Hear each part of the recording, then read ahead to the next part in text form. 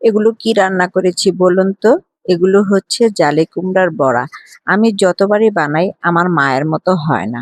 জালি কুমড়াগুলো ভালো মতো ধুয়ে পরিষ্কার করে হলুদ, লবণ ও মরিচের গুঁড়া মাখিয়ে কিছুক্ষণ রেখে দিয়েছি। তারপর গরম তেলে একে একে এপিঠ ওপিঠ উল্টিয়ে পাল্টিয়ে ভেজে নিয়েছি। ভাজা হয়ে গেলে একই ফ্রাই প্যানে আরেকটু তেল যোগ করে দিয়ে দিয়েছি বাটা পেঁয়াজ। এখানে সরিষা বেটে নিয়েছি, কাঁচামরিচ দিয়ে একটা পেস্ট তৈরি করেছি সরিষা বাটা, হলুদ, মরিচ, ধনিয়া জিরার গুঁড়া ও লবণ দিয়ে। ভেজে রাখা পেঁয়াজের সাথে দিয়ে দিয়েছি মিশ্রণটি।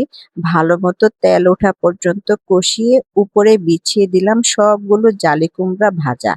তারপর পাতিল ধুয়ে একটুখানি পানি দিয়ে দিব, একটা ঢাকনা দিব। ঢাকনা খোলার পরে যে একটা অ্যারোমা নাকে এসে লেগেছে, আমার খিদা বেড়ে গেছে দ্বিগুণ। আজকে শুধু এই জালি কুমড়ার বড়া দিয়েই ভাত খেয়েছি। আপনারাও একদিন ট্রাই করবেন।